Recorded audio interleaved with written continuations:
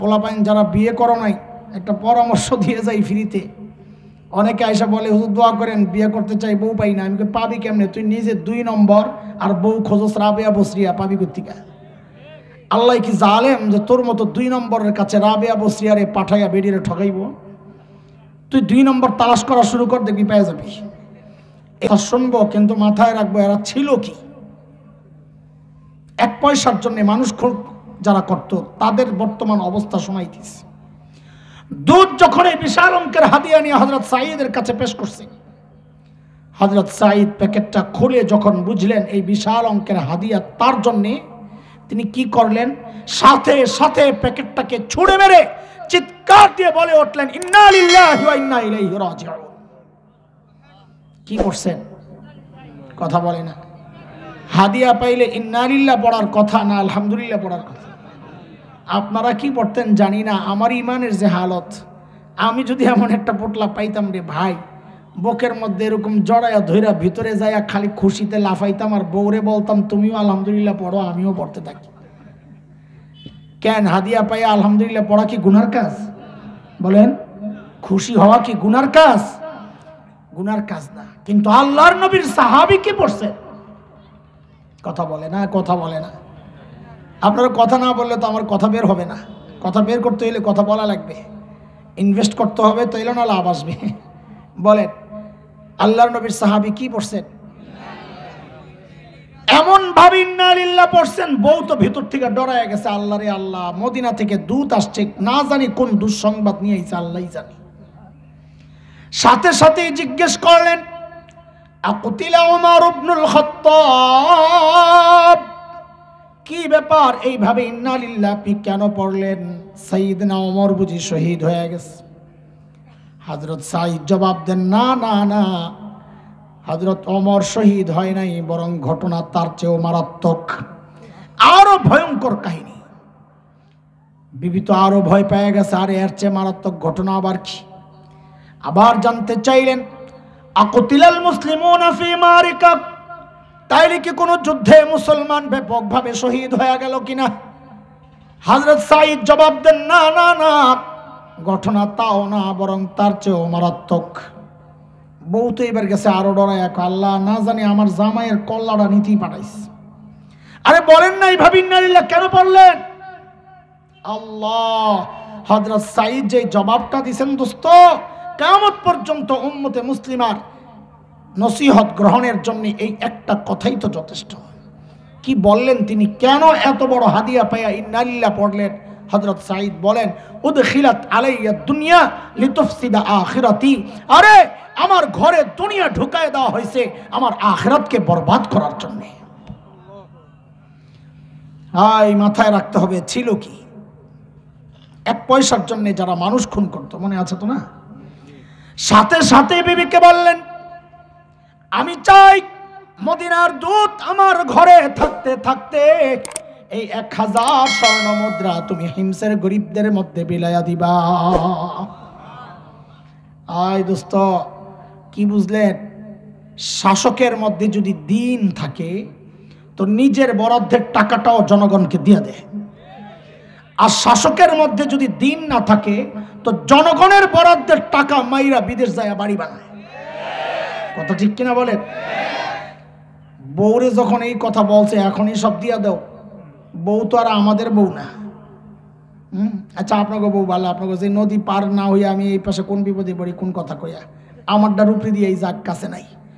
আমার বউরে যদি বলতাম সব দিয়া লাও, একটা ভেসকি যে আমার মাল লইলে সব দিয়া লাগবো, কয় কি ঘরে কত কিছু লাগবে আসেনি খবর। বেশি পিড়াপিড়ি করলে বলতো 2 ভাগ করেন, অর্ধেক আপনার অর্ধেক আমার, আপনারটা দিয়ে আলান আমারটা থাক। কিন্তু বউ তো হাসান জামিলের বউ না দোস্ত, বউ তো সাহাবীর বউ। কার বউ? কথা বলে না, কার বউ? পোলাপাইন যারা বিয়ে করো নাই একটা পরামর্শ দিয়ে যাই ফ্রিতে। অনেকে আইসা বলে হুজুর দোয়া করেন, বিয়ে করতে চাই, বউ পাই না। আমি পাবি কেমনে? তুই নিজে 2 নম্বর আর বউ খোঁজস রাবেয়া বসরিয়া, পাবি কোত্থেকে? আল্লাহ কি জালেম যে তোর মতো 2 নম্বরের কাছে রাবেয়া বসরিয়ারে পাঠাইয়া বেডিরে ঠকাইব? তুই 2 নম্বর তালাশ করা শুরু কর, দেখবি পেয়ে যাবি। এই জন্য একটা মূলনীতি মুখস্থ কর, বিয়ার সময় কাজে লাগবে। বল আমার সাথে সাথে, জেসকার লগে তেসকা। হাসেন, হাসি বাদ দিয়ে বড় মুখস্থ করো। বলো জেসকার লগে, বল। ছাগল কাহিনীকে হাসে, 2 নম্বর ভিতরে সব শয়তানি করে আর এনে হাসে। বল জেসকার লগে, আরো জোরে, জেসকার লগে। এটা অর্থ বুঝছ নাই? তুই যেমন বউ মিলাই পারলা তেমন। কোরআনের কথাটা আমার কথা না তো। আল খাবিসাতু লিল খাবিসিনা ওয়াল খাবিসুনা লিল খাবিসাত ওয়াত-তাইয়িবাতু লিত-তাইয়িবিনা ওয়াত-তাইয়িবুনা লিত-তাইয়িবাত উলাইকা মুবাররাউনা মিম্মা ইয়াকুলুন লাহুম মাগফিরাতুন ওয়া রিজকুন কারীম।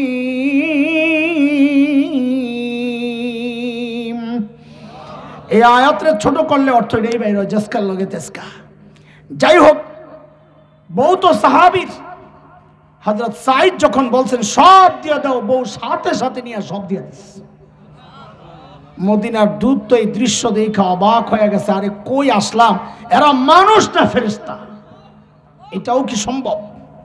দৌড়ায় গেছেন মদিনায়, দ্রুত ফেরত গেছেন মদিনায়। যায়া হযরত ওমরকে যখন সব শোনাইছেন গল্প, হযরত ওমর তো শুইনা এত খুশি হইছেন, সাথে সাথে বললেন, ওই কাফেলা রেডি কর, আমি আমার সাঈদকে দেখতে যাব। ও দোস্ত, শত শত মাইল দূর। এটা বর্তমান দুনিয়া না যে সকালে প্লেনে উঠছে 1 ঘন্টা 40 মিনিটে সিলেট এসে পড়ছে। ওই জমানা তো না। এটা দূরের সফরের জন্যে অনেক প্রস্তুতি দরকার। কিন্তু হযরত ওমরের হৃদয়টা এতটা আলোড়িত হয়েছে, অস্থির হয়ে গেছেন প্রিয় সাঈদকে একটু দেখার জন্য।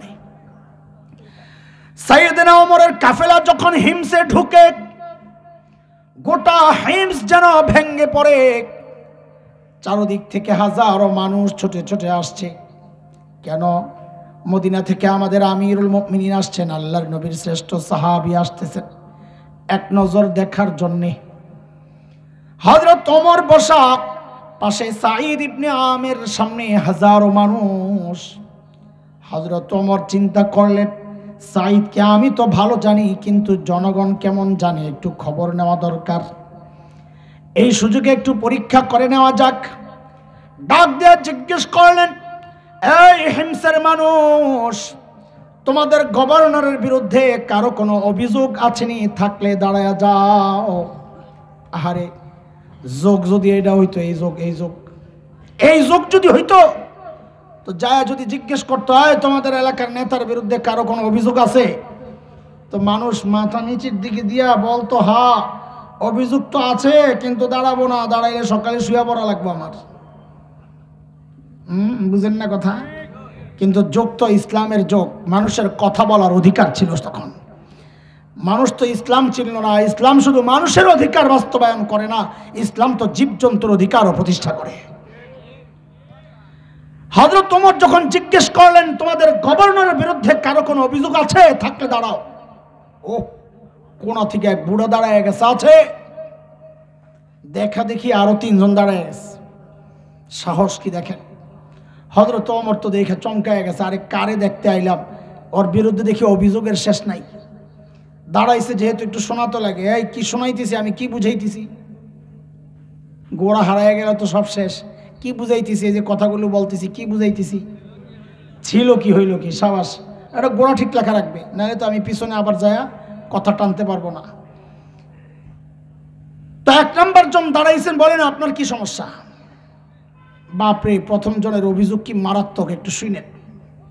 বলে কি, আমিরুল মুমিনিন, আমাদের গভর্নর না মাসে 1 দিন অফিসে আসে না।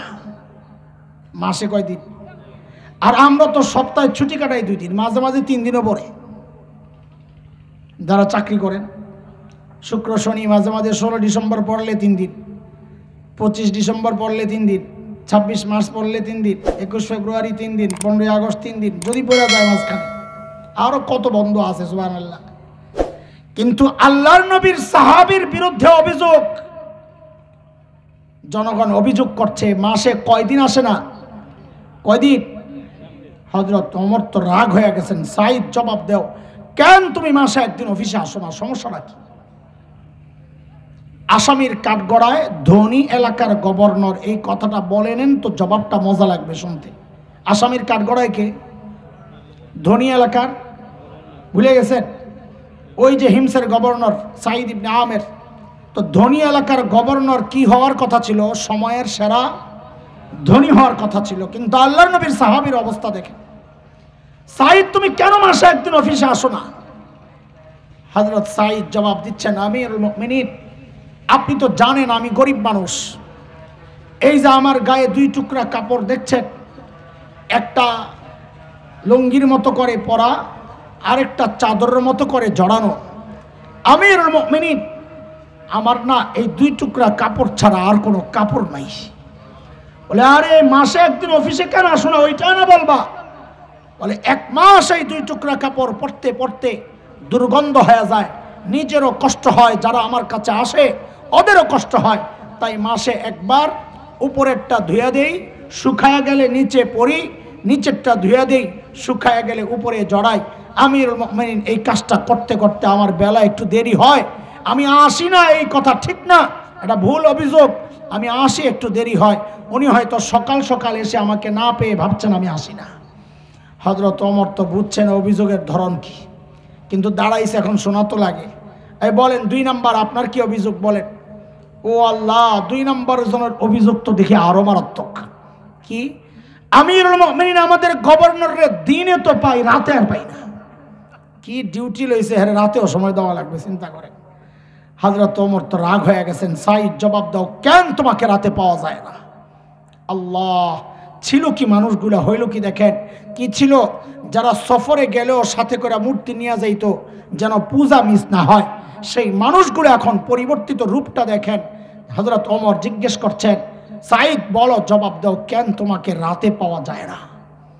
আসামির কাঠগড়ায় আল্লাহর নবীর সাহাবী কাচুমাচু হয়ে জবাব দিচ্ছেন, আমিরুল মুমিনিন, কসসমতু হায়াতি বাইনা রাব্বি ওয়া বাইনা ইবাদি। আমিরুল মুমিনিন, জীবনটারে 2টা ভাগ করছি। একটা ভাগ রাতটা আমি আমার মালিককে সময় দেই, আর দিনটা মালিকের বান্দাদেরকে সময় দেই। আহা, আমরা তো ব্যস্ত মানুষ, মালিককে টাইম দেওয়ার সময় কোথায় আমাদের, তাই না? কত কাজ আমাদের, সুবহানাল্লাহ, কত কাজ, ব্যবসা করি, কত কাজ, আরো কত কাজ, আল্লাহরে টাইম দেওয়ার সময় কোথায়, তাই না? এরে জালিম, আমি আর তুমি ছাড়া দুনিয়ার সব মালিককে টাইম দেখ। ওই একটা গাছের দিকে তাকায় দেখো না, কি মনে হয় গাছটা বুঝে এমনি দাঁড়ায় আছে? না না না, ওই গাছটাও দাঁড়ায়া দাঁড়ায়া মালিকের তাসবিহ পড়ে। যেই কুকুরটাকে নিকৃষ্ট প্রাণী মনে করে তাড়ায়া দেই, ওই কুকুরটাও রুকুর হালতে মালিকের তাসবিহ পড়ে। যেই পোকামাকড়গুলোরে পায়ে দলে মেরে ফেলি, ওই পোকামাকড়গুলো সেজদার হালতে মালিকের তাসবিহ পড়ে। পড়ি না কেবল আমি আর তুমি, আমাদের হাতে সময় নাই। কসম আল্লাহর, সবাই একদিন আসবে, করার থাকবে না কিচ্ছু। সেদিন চিৎকার করে করে শুধু কানবার বলবো, ইয়া লাইতানি কদ্দামতু লিহায়াতি। আরে সময় মতো যদি একটু পুঁজি বানায় আসতাম, তো আজকে আর এই বিপদে পড়া লাগে না।